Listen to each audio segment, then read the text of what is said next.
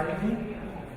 I'm a little bit more nervous than usual because of the high quality of the audience. So I feel judged by my peers, as it were. But anyway, so the kind of story I want to bring is how does open knowledge and the whole movement that we represent here, open data, fits in a broader picture of social change. So basically, I'm going to try to maybe not convince you, but at least bring you a kind of a picture of how society is possibly changing today. And I want to do that by starting with the three hypotheses. And the first one, let me show you first. Okay, just a moment. This is not my computer.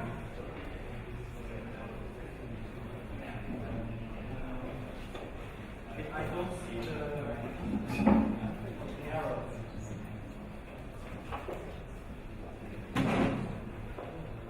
Alright, okay, I just which makes it worse. Alright. So basically, my first hypothesis is that we are living through a third revolution in human productivity. The first one is the invention of coercion.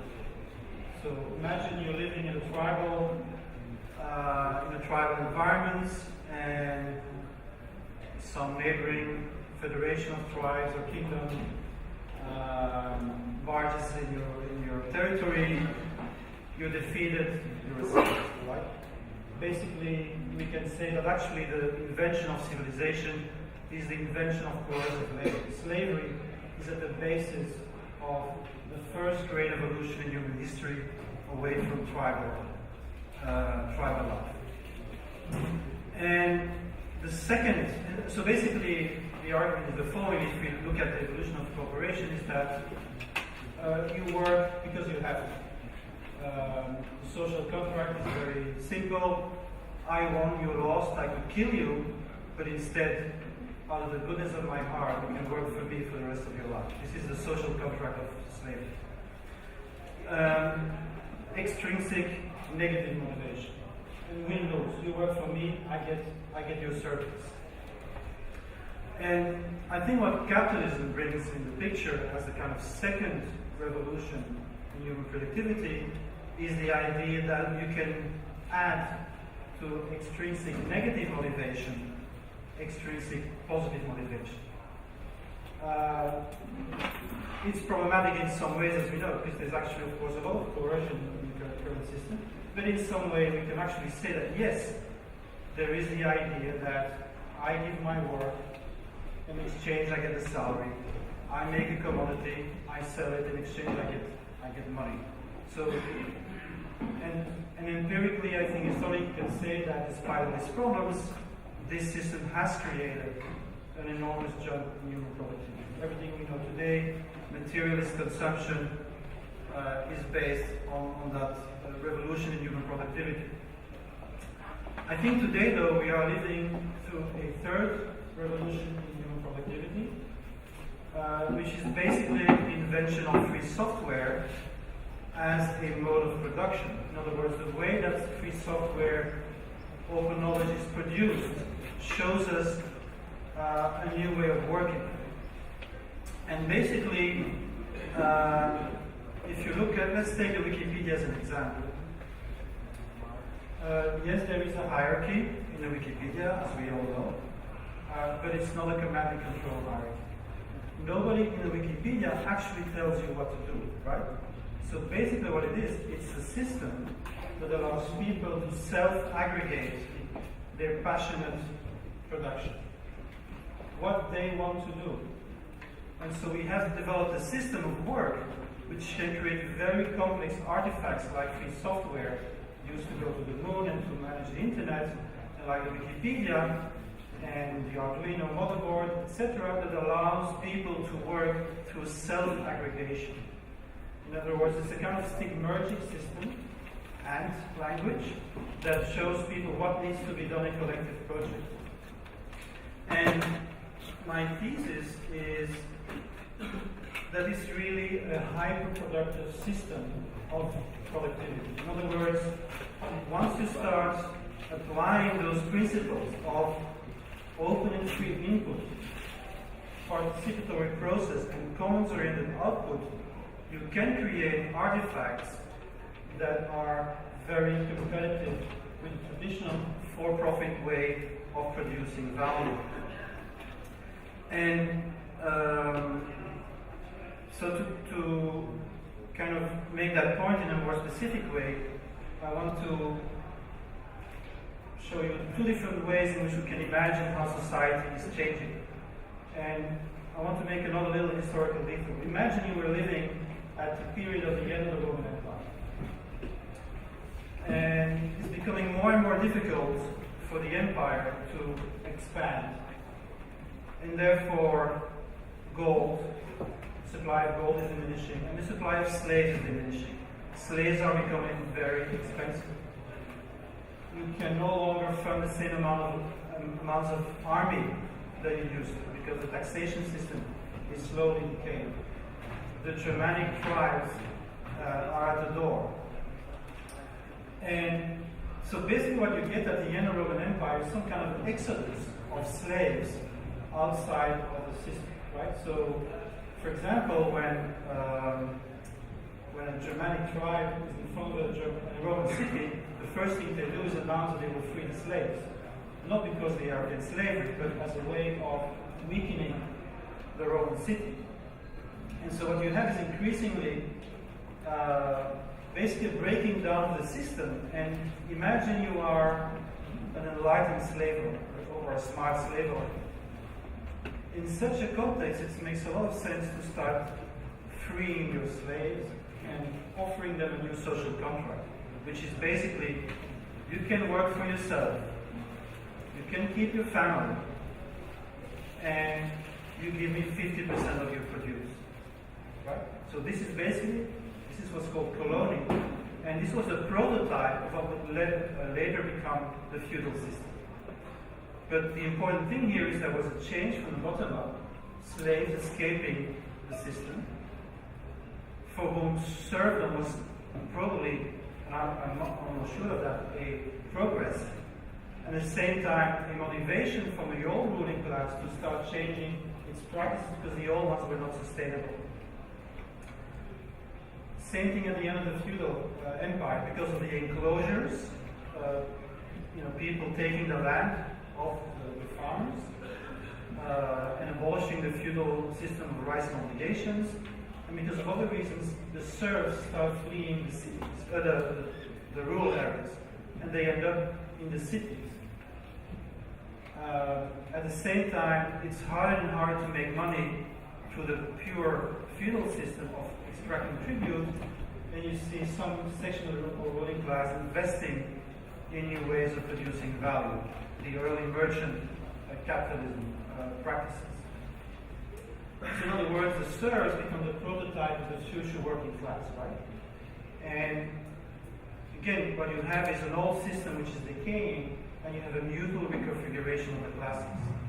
Now, if this is true, if it is true that peer production, peer governance, and peer property are hyper-productive, then it would make sense that sections of the ruling class today, which are also faced with very serious issues of survival of the system, would shift to a new system of value creation. So this is my thesis. My thesis is that we have an exodus of precarious workers out of the existing salary system, either because they have to, you can't find a job, or because they don't want to. I don't want to work in these circumstances for a company.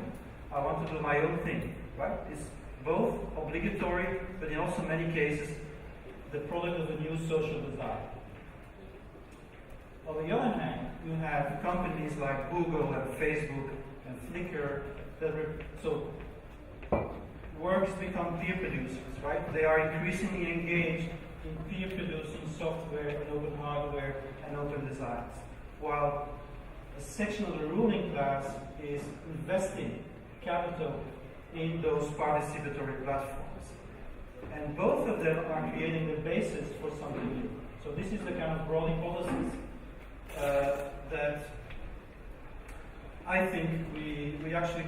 witness happening today, increasing exodus towards peer production, at the same time companies investing in enabling and empowering some form of social participation that they can control or they think they can control. But even by doing that in their own interest, they're also creating the premises for much deeper social change, right?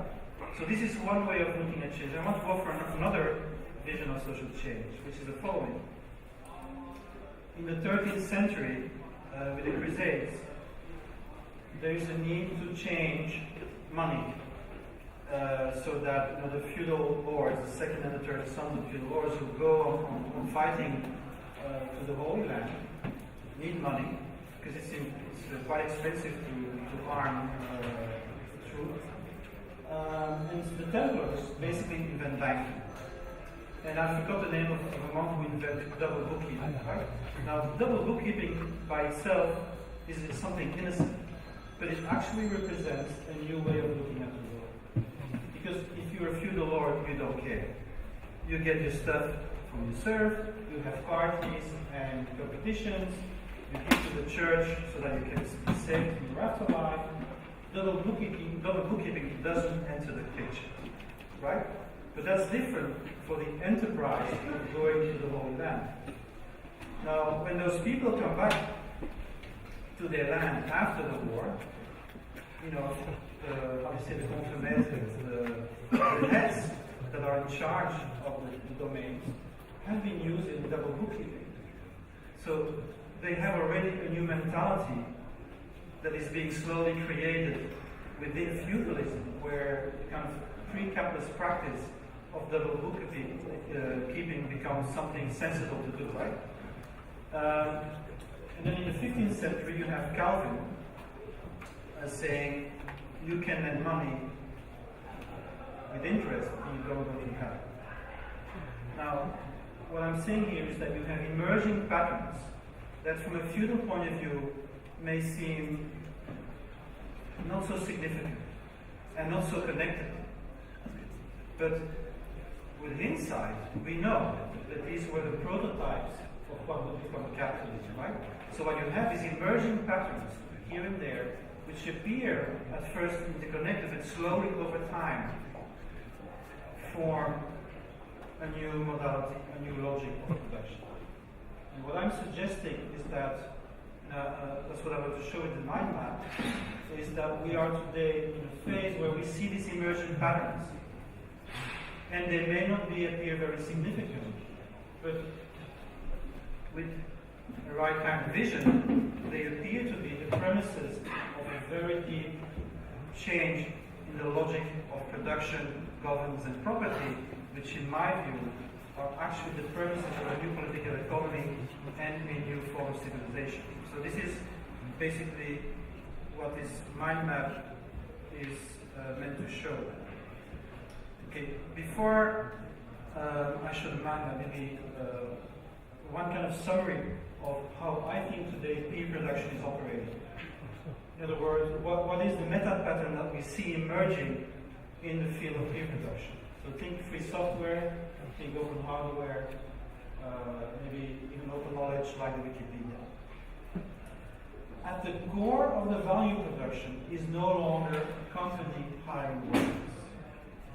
At the core of value creation is a community producing a commons. And yes, a lot of these members of the community may actually be paid by companies, like in Linux, 75%, but not all of them and not all the time. And even those who get paid by the companies still need to abide by the rules and norms established by the particular commons, right? So if IBM uses Linux, it has to adapt to the general public, no general public license, and then my license and they have to abide by certain norms without which they would not be accepted by the community and the commons that has been established around Linux. So this is the core. What we also notice is that most of these communities are, while the work happens through self-aggregation, in other words, there's no market, there's no hierarchy, and there's no democracy there is actually plural self-aggregating of individuals and small groups around common value production. But the infrastructure for cooperation is managed by four benefit associations. So we see the emergence of a new type of organization like the Apache Foundation, the Wikimedia Foundation, the GNOME Foundation, etc., which manage the infrastructure of cooperation needed by the community and the commons to operate. But crucially, they are not the ones commanding the labor, right? The Wikimedia Foundation does not tell Wikimedia volunteers what they should be writing. The Linux Foundation does not tell Linux coders what they should be coding. Now, around the commons and the community, and next to the institutions that manage the infrastructure, we see emerging entrepreneurial coalitions, IBM, Red Hat, working with Linux, lots of freelance Drupal developers, small companies working with Drupal, right? And they are making, in a particular way, this form sustainable in current circumstances, right? So the fact that IBM hires, 2,000 Linux developers to the payment of the salaries of these developers contribute to the sustainability and the continuation of the Linux Commons. So this is the kind of system that we see emerging today. I'll come back to it because what I want to kind of conclude from that is how can we see that model and eventual modifications of that model as premises of a new political economy. Because this is a kind of a critique of the current system. Basically, what we have today is a codependency between peer production and capital. Right? We have capital can no longer really produce innovation without the positive externalities of social cooperation. They need peer production. They need co-design, co-creation, crowdsourcing to innovate and to advance. And at the same time, peer-producing companies need the entrepreneurial coalition, usually for-profit companies, in order to be sustainable as individuals. Right? But what it means is that the surplus value actually escapes the commons. And so the value is extracted by companies out of the commons and does not really fully reproduce the commons itself, right? Okay, maybe I'll actually say what I want to say on this right now, to make more sense. So basically what I'm proposing and working on with the P2P Foundation is the idea that, and I believe this is class struggle 3.0, right? This is really the new contradiction. So it's no longer simply between the labor needing to sell its labor and capital investing and creating the value. It's about a peer-producing community interested in the sustainability and reproduction of their commons, and the desire to make a sustainable living out of this passionate pursuit. Because yes, we can go to work for companies, but we don't like it anymore. What we really want to do is follow our passion, create value in that commons, and make a living from that commons, right? And the only way we can do it right now is by still, really, most of us, is actually renting our labor to a for-profit business. Yeah. Now, what if we would slightly change that vision and say, why don't we create our own vehicle? Why don't we create our own vehicles, a new type of market entity, which instead of being for-profit, becomes a mission-oriented enterprise. In other words, and I'll give you an example of what we did with the P2P Foundation co-op. So we have the P2P Foundation, which is the for-benefit association which tries to maintain the infrastructure of cooperation with the P2P Foundation Knowledge Commons. But we now also have a P2P co-op. And our P2P co-op has in its statutes, it says we are there to strengthen and maintain the knowledge commons of the P2P Foundation and making the commoners who contribute to that commons to create a sustainable living future. Now, why is this important? I'll use the example of Greece something I read this morning. You know, Angela Merkel is trying to convince banks to take a 50% cut in the debt servicing, right? In order, and that would be a solution in her mind to the Greek problem. Well, the problem is banks can't do that. Why? Because legally they're obliged to enrich their shareholders. So a bank that will say yes is Merkel. If a shareholder will attack the bank CEO, he will go to jail because he has failed his obligation of profit maximization, right? And so what I'm trying to say here is that for profit is in some ways becoming a toxic infrastructure. You know, get as much as you can from the earth by paying as little as possible and selling it for the maximum possible price, right? With no regard for externalities. And the only thing that keeps them in check is regulation. But since they've captured the state form, that no longer really works, right? In this case, in my hypothesis, if this will work, the missionary enterprise is actually internally obligated to behave in a common respecting way. It's in our statutes, right? So that means that you don't need external regulation. You're actually, through your internal regulation, obliged to behave in a certain way. Okay. One more thing, if I go to the mind map. So I believe that peer production, and especially open design, is very important for the future of our planet. And let me give you a few arguments for that. If you're a company, how do you design? Are you going to make the best possible sustainable design? Well, there is a light bulb that works for 100 years already. So we can make 100 years. We can make light bulbs that will last 100 years. There is one that has been burning since 1930. Do you know any company making them? No. Why? Because if you make such a sustainable light bulb, you're out of business. Nobody's going to buy, new light bulbs in 5 years, right? So everything we make today is based on planned obsolescence. Like the TV today is designed to last 5 years. Everything in your TV, every aspect of your TV is designed to break down concurrently after 5 years. So if you go to repair one thing, well, the next week something else breaks down, you have to change your TV. What if you have an open design community to make a sustainable TV? What is your motivation to make a substandard television? None. You just want to make the best possible TV. That's why you do it.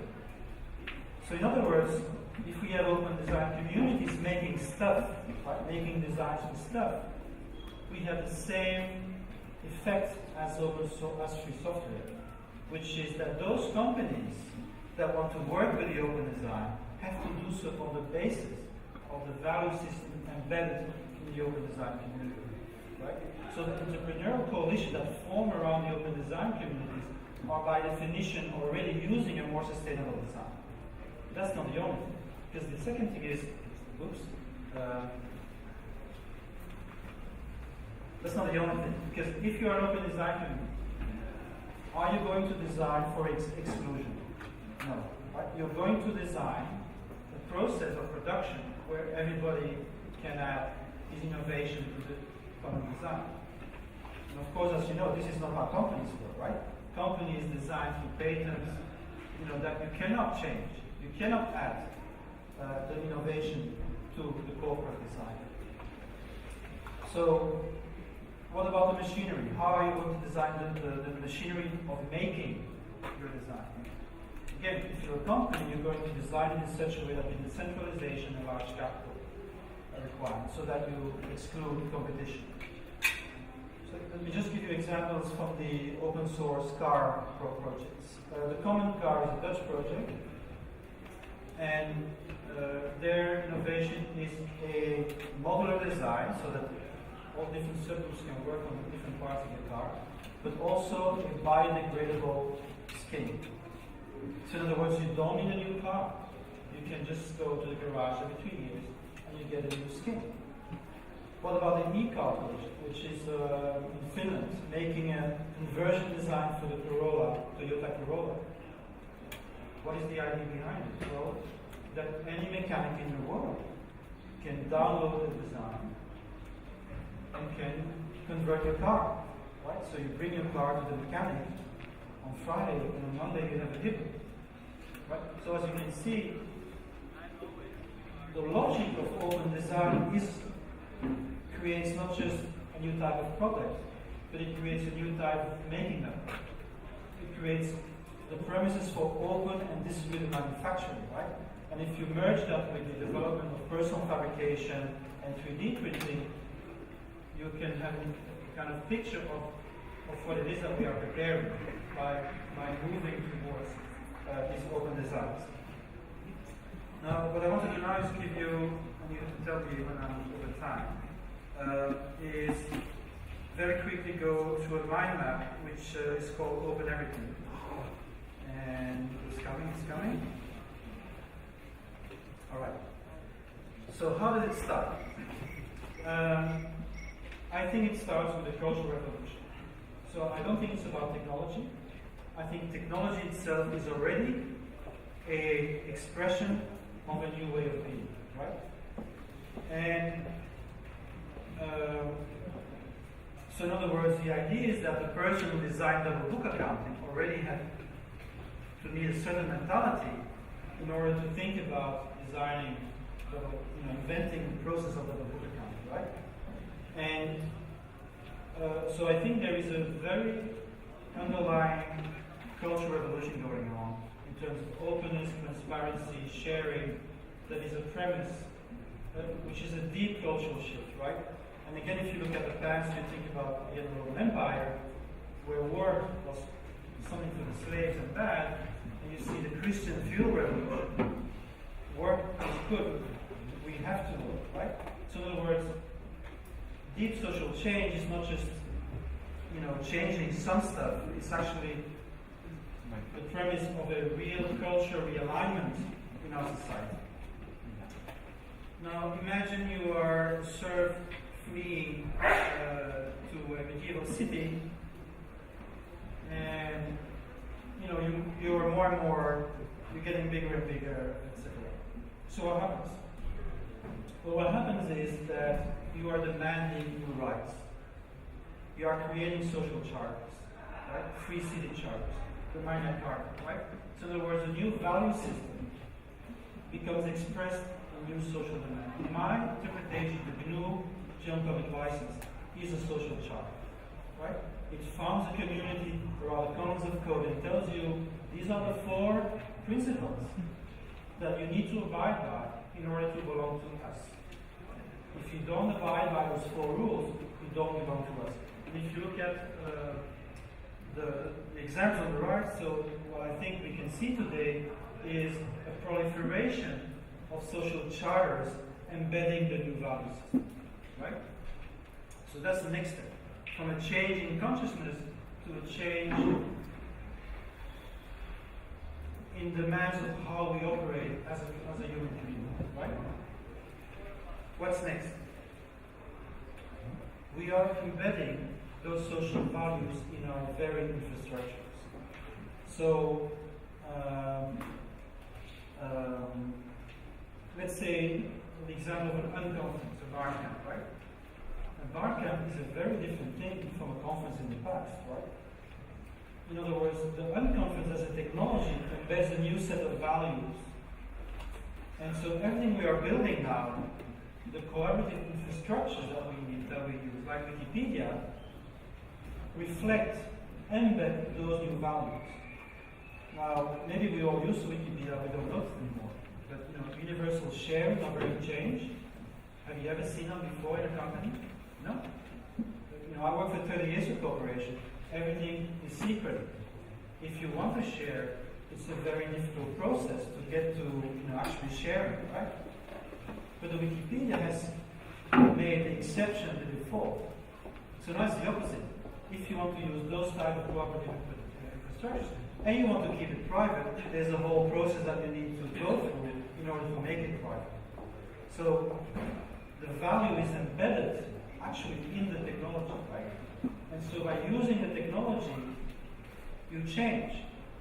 Even if you yourself not fully embedded in that culture, the fact that you use a Wikipedia every day, that you're contributing that every change is visible, acculturates you to a new way of doing things, right? So that's the third step, embedding in infrastructures. Okay, quickly over this. I'm sure you're aware of that. The change of free software towards open designs, which is happening in the last few years. And I think the next step is we are using those new tools, and this creates new practices.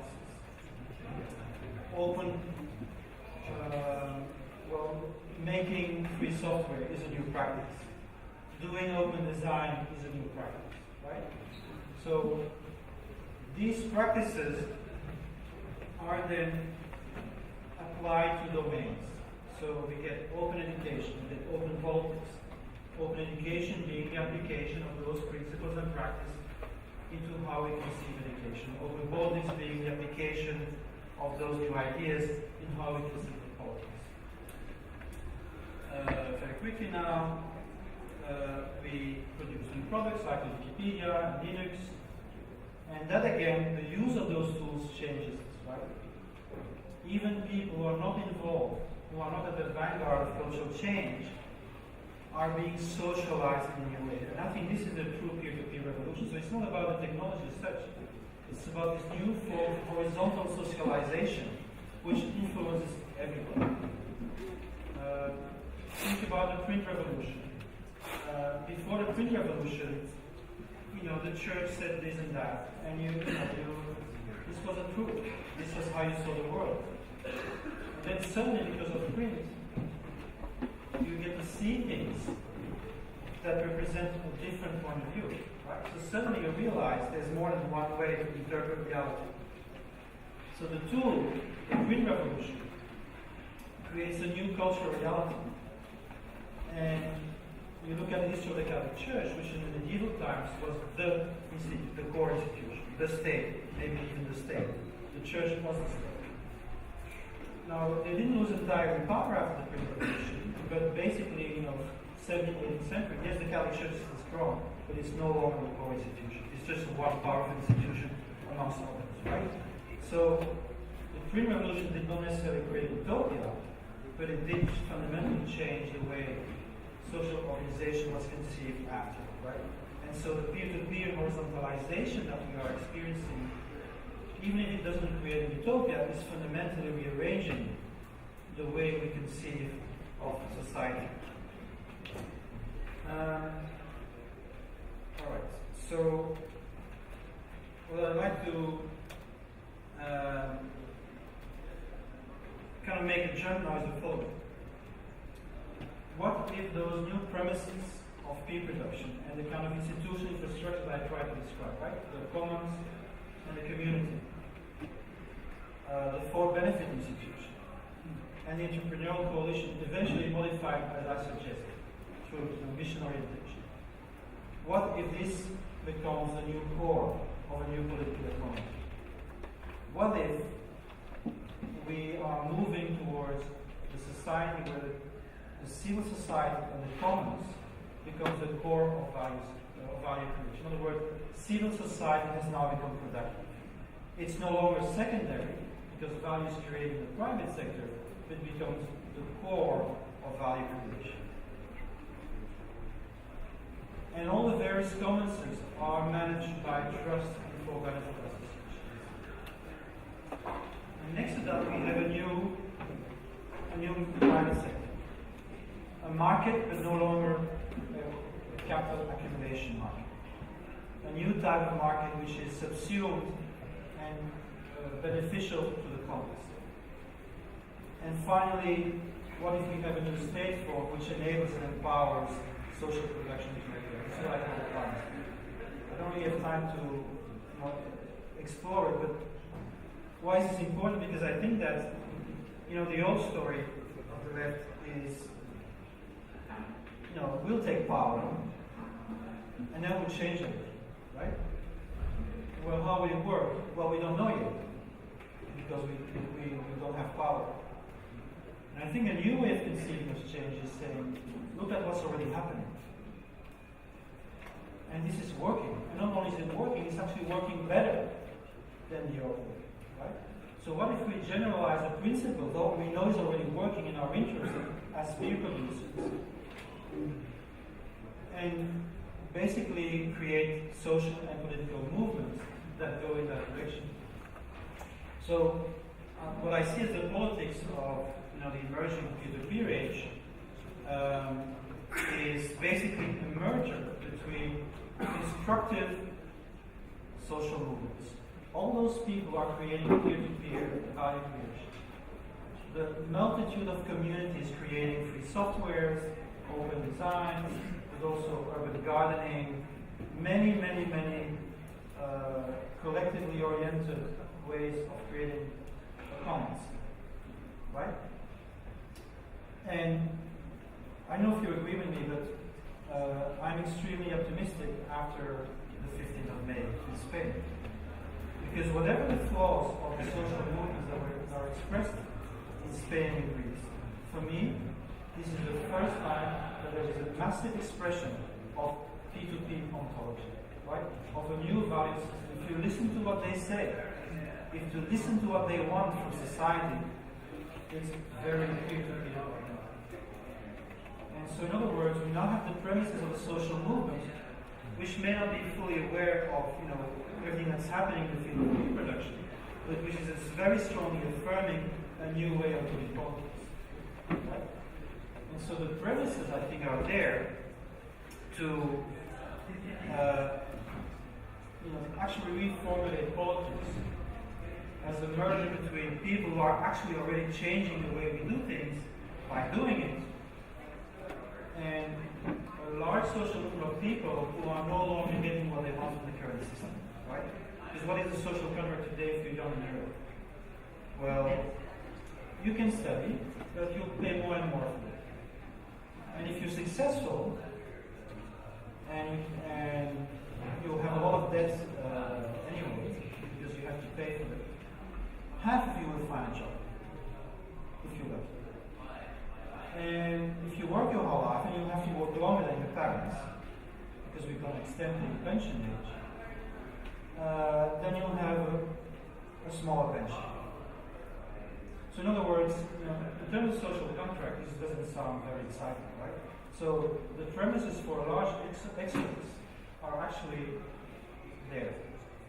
Okay, I want to conclude. I don't know how much time I still have. I have 2 minutes. All right. So I just want to give you an idea of what I think about timing. If I'm correct, what kind of timing are we talking about? So I personally believe in the reality of cognitive waves. In a very short way to explain them, these are economic cycles of 60, 70 years that usually have a very strong upswing of about 25 years, a mid-crisis, 1973, and then a period of slow growth and financialization. And they always end with a systemic shock. 1873, 1929, 2008. These periods are always followed by chaos. 8 to 15 years minimum. Which occurs a polarization of society and a search for a new model. Right? This is my first scenario. I call this the high road scenario to peer-to-peer. Unfortunately, I think it's increasingly unlikely. I'll briefly explain what the idea is. The idea is that today we are in an emergent phase of these things emerging in our society. But actually, capitalism cannot survive without it. So we can imagine a upswing after the chaos, starting in 8 to 15 years, of a green capitalist wave, which would extensively make usage of the things that we are inventing today. Crowdfunding, crowdsourcing, co-design, co-participation, co-creation, peer production. So all the things that are emerging now would actually become the core of a new capitalist upswing.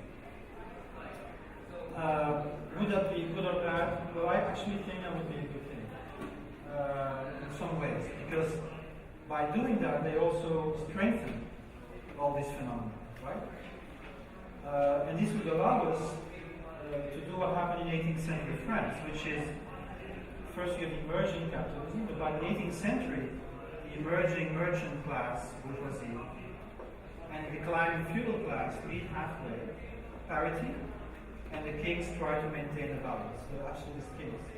But by 1789 they gave this up, right? So we move from parity to a phase transition. The new system, which was an emerging system, becomes dominant logic. And really, I think the way we should look at it as if we are peer producers, which I think we are, maybe you didn't know it, is that how can this process happen to our advantage, right? How can we maintain the autonomy of the commons in this context? And now the second scenario takes about a minute, which is the low route to peer-to-peer. And here the problem is the following. The problem today is that the cognitive wave coincides with much more serious systemic crises, which have to do with peak oil, with climate change, and in other words, it's not entirely certain that this is actually still possible. In that scenario, we get the end of the Roman Empire, which is a decay of the system, a long-lasting decay of the system, in which peer-to-peer becomes more than resilience. The bottom-up peer-to-peer resilience options that people take up on a local scale. But of course, with a lot more human suffering and chaos and all kinds of troubles than in the high-growth scenario. Because the high-growth scenario actually requires an enlightened ruling class. And I don't know if you've seen that, but I don't see that right now. Right? Today we have a system which is totally blocked. Climate change, oh, we can't do anything about it. Renewable energies, many things that should be happening are not happening. The feedback loop between the crisis and solutions seems to be broken. So it's not, the high-growth scenario does not seem very likely. Okay, so I actually wanted to end on a high note, and it doesn't seem that I'm doing that now. It will be a survival issue to turn and strengthen our peer-to-peer communities. Thank you very much.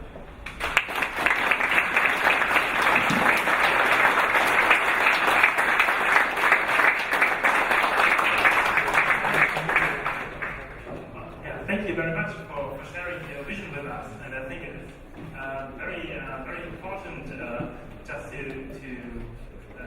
realize what people can do with technology to change the society, the way we live, and to create a more humane society, economy, and so thanks for that picture. It's really helpful. I think it's really great, but I don't want to talk too much and take some questions. And I have you over there. Just introduce you very shortly.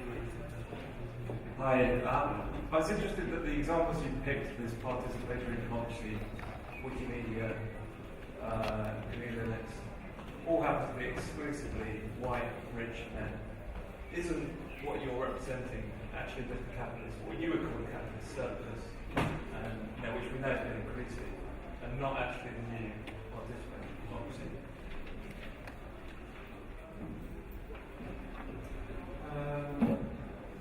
Well, yes and no. First, yes, it is a surplus. It is the surplus of the old system which creates conditions for change. It was a surplus of the feudal system, the exodus of serfs, which created the basis for capitalism. So, yes, it's a surplus. And I also agree that by itself, just creating a commons does not solve social problems. It's only when it's embedded in the political struggle that you create those premises. Because basically, the merger of peer production in politics means that we want everybody to benefit from those advances, right? But think about literacy. Literacy, when it appeared in maybe the 16th century in Europe as a massive phenomenon, it created more inequality. Right? The difference between the people who could read and those who could not read became worse. Being an illiterate farmer was a much worse situation to be in the 17th century than in the 13th century. That doesn't mean literacy is bad. What it means is you have to fight for the literacy becomes a universal. And that's what the labor movement did. The labor movement didn't fight against literacy. Just as now, I don't think you're suggesting that we should fight against openness of the commons. I think the right answer to that is how can we make sure that those blessings that we get, as you say, white, well-educated males, become available to everyone. But I also would want to, I live in Southeast Asia myself, and it's not just the white guys who benefit from this. I mean, look at the Chinese workers. They now look up the wage levels in southern China before deciding where they go. So they've been enriched with this information. They spread this information amongst their peers. And this is one of the facts that the unions, the Hong Kong unions I talked to, say is instrumental in driving up the wage levels in southern China. And so what I want to say is actually, I don't think it's correct to say that these tools only benefit privileged people. They are being used by a lot of unprivileged people. Think about Via Campesina. It's an enormously large network of farmers in South America using in very techno-savvy ways, social media to organize. Think about Egypt and Facebook and the way that these tools are being used by oppressed people. So I'm not sure the women in Egypt. Okay, so we have the next question over here.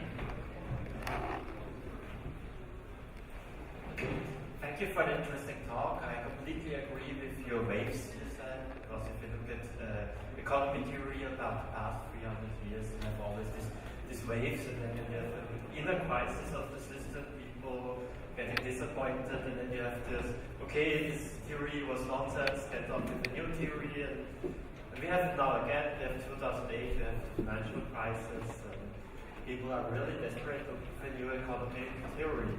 So now's the time to get one through. But what I'm wondering, if I look at the economic theory in the 60s, 70s, people were thinking, we were told markets are so great, markets are great, but why are so many companies?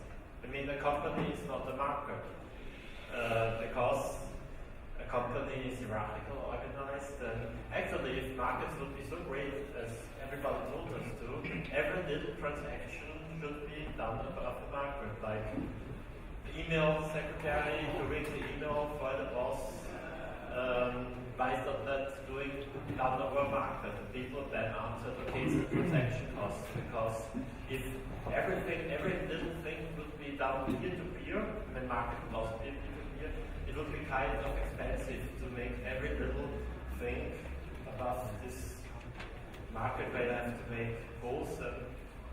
And how do you come with peer-to-peer system? Is that inefficient?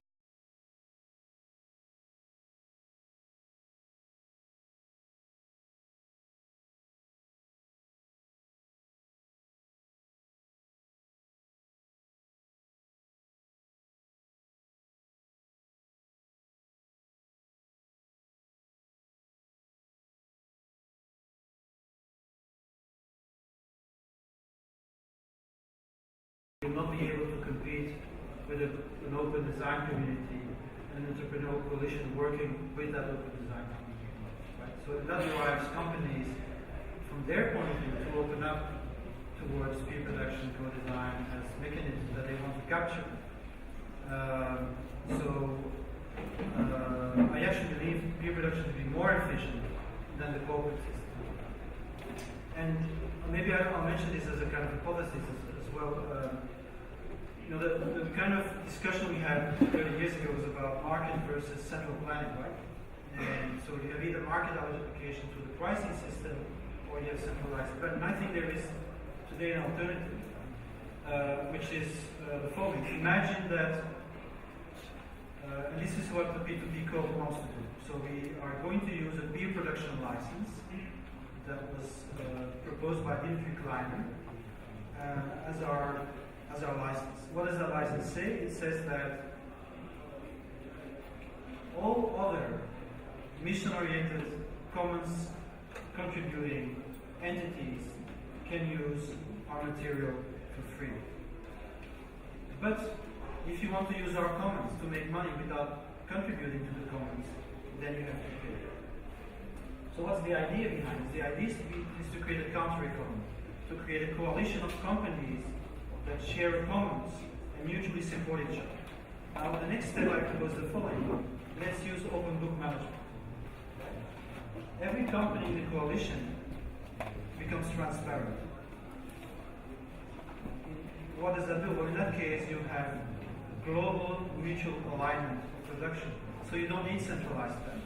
Because everybody can see what everybody's doing. Therefore, you can adapt to each other, right? And you can know that investing and producing a certain thing is not necessary because this particular situation, which you can see, because you're sharing on a global scale that information. So my belief is the following. Imagine the solidarity economy in Brazil, 4 million workers, maybe more.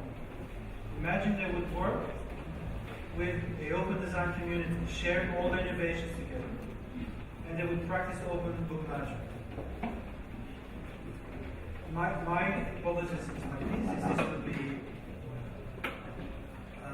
so much stronger than any multinational.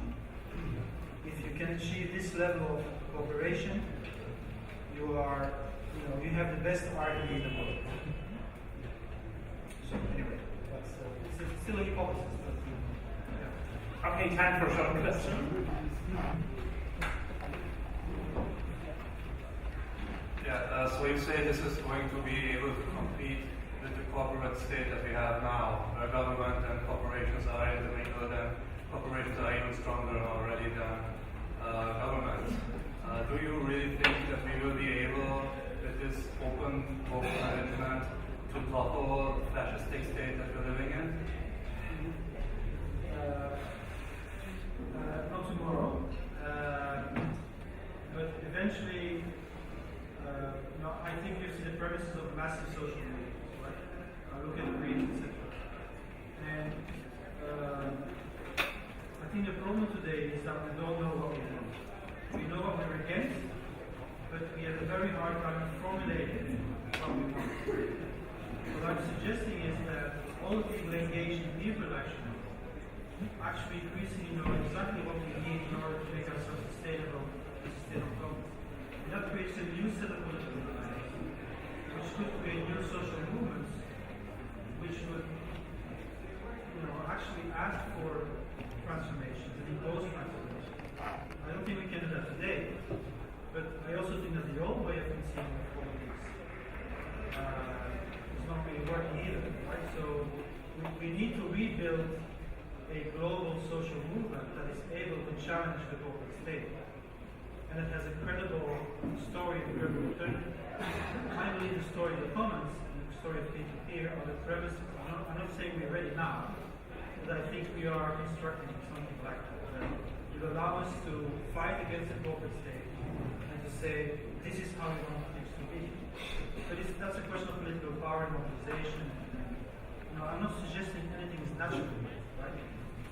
It's about people intentionally constructing life alternatives, and constructing a politics around it, and building and interconnecting and finding mutual alignment in order to create a more humane society. So you always have to connect it with politics, right? It's not just about doing your software, it's about creating this connection